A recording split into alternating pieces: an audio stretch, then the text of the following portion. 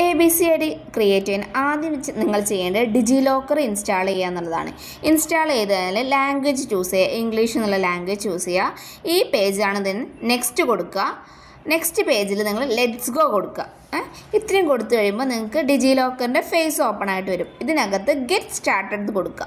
ഈ get started കഴിഞ്ഞാൽ നിങ്ങൾക്ക് ഓൾറെഡി അക്കൗണ്ട് ഇല്ലാത്തൊരു ക്രിയേറ്റ് ആൻ അക്കൗണ്ട് എന്നുള്ള പേജാണ് ഓപ്പൺ ചെയ്യേണ്ടത്. ഇതിനകത്തുള്ള എല്ലാ ഡീറ്റെയിൽസും കൊടുക്കുക.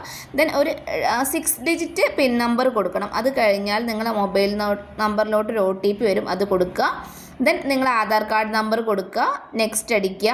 അപ്പോൾ ഒരു OTP വരും, അത് കൊടുക്കുക. നിങ്ങൾ ആധാർ കാർഡ് ഏതാണോ അതിൽ കൊടുത്തുള്ള ഫോൺ നമ്പറിലായിട്ട് തന്നെ ചെയ്യണം കേട്ടോ. ദെൻ ആധാർ കാർഡ് നിങ്ങൾ ഡിജി ലോക്കറിലായിട്ടുണ്ട്. ഇനി നിങ്ങൾ ചെയ്യേണ്ടത് ABCID എന്ന് ഗൂഗിളിൽ കൊടുക്കുക. അപ്പോൾ ഈ ഒരു പേജ് ഓപ്പൺ ആക്കി വരും. ഇവിടെ ലോഗിൻ കൊടുക്കുക. ആസ് എ സ്റ്റുഡൻറ്റ് എന്നുള്ള രീതിയിലാണ് കൊടുക്കേണ്ടത്. ഈ ഡീറ്റെയിൽസൊക്കെ കൊടുത്തിട്ട് സൈൻ ഇൻ ചെയ്യാം. സൈൻ ഇൻ ചെയ്യുമ്പോൾ നിങ്ങൾ ഫോൺ നമ്പർ കൊടുക്കുമ്പോൾ അതുപോലെ OTP വരും. ബാക്കി ഡീറ്റെയിൽസൊക്കെ കൊടുക്കുക.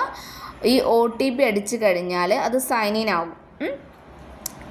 ഇത്രയും ഡീറ്റെയിൽസ് കഴിഞ്ഞ് ഇത് അലോ കൊടുത്തു കഴിഞ്ഞാൽ നിങ്ങൾക്ക് അഡ്മിഷൻ്റെ ടൈപ്പ് ചെയ്യും. അല്ല ന്യൂ അഡ്മിഷൻ കൊടുക്കുക, അല്ല അക്കാദമിക് ഇയർ യൂണിവേഴ്സിറ്റി ഇഗ്നോ ആണെങ്കിൽ ഇഗ്നോ ഏത് വർഷമാണ്, ഇത്രയും കാര്യങ്ങൾ കൊടുത്ത് സബ്മിറ്റ് ചെയ്യുമ്പോൾ നിങ്ങൾക്കൊരു ID കിട്ടും. ഈ ID നിങ്ങൾക്ക് ഇവിടെ ഡൗൺലോഡ് ചെയ്ത് വയ്ക്കാം കേട്ടോ. ഈ ID നിങ്ങളെ ABCID ക്രിയേറ്റ് ചെയ്താൽ നെക്സ്റ്റ് ചെയ്യേണ്ടത് DEBID എന്ന് നിങ്ങൾ ഗൂഗിളിൽ പോയി സെർച്ച് ചെയ്യുക. അപ്പോൾ ക്രിയേറ്റ് DEBID എന്ന് കാണും.